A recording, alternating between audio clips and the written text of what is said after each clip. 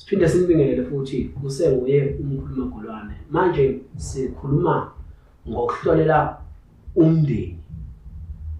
Siyazi ukuthi umndeni nomndeni uba nezinhloko kuthiwa nje ubaba wekhaya lo. Ubaba wekhaya uyakwazi ukuthi angayohlolela umndeni ehamba yedwa. Umama uyakwazi futhi naye ukuthi angayohlolela umndeni ehamba yedwa. Kodwa kuyenzeka-ke kwesinye isikhathi ethi umama ngoba la ekhaya ikhona inkosana ehambe nenkosana yasekhaya. Uma umama benobaba bobabili bengasekho emhlabeni, awukwazi ukuthi uyingane yala ekhaya bese wena uthi uhamba wedwa uyohlolela umndeni. Akwenziwa lokho. Umakoti awukwazi uthi uzoyohlolela umndeni walapho oshadele khona.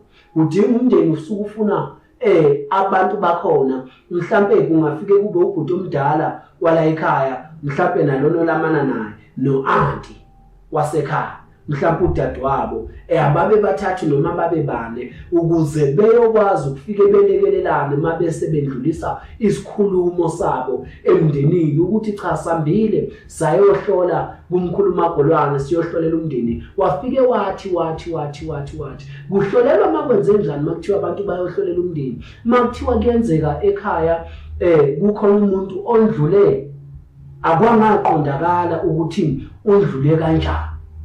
Kuyenzeka ekhaya kancane ekhaya kungena izulu, kuyadinga ukuthi umndeni usukume uhambe uyohlola.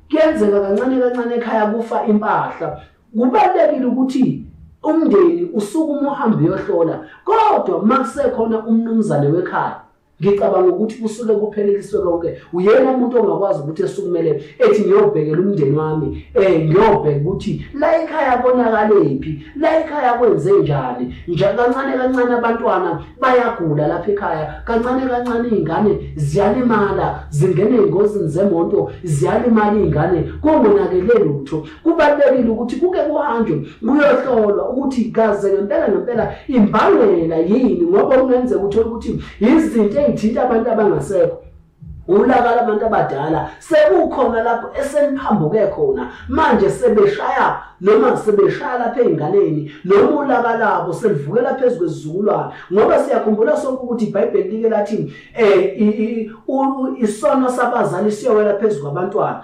Kuyenzeka ukuthi abantwana bayalimala nje ngenxa yabazali, ngenxa yokuthi kukhona amabanga abangawadlulisanga. Okusuke ngifuna ukuthi ke kubalekile ukuthi kubalekile ukuyohlolela umndeni ngalezi izathu esengiyibekile ukuze kuzokwazeka ukuthi kuphi lapho kufanele kulungiswe khona ngomusa kaBaba uNkulunkulu. Siyabonga.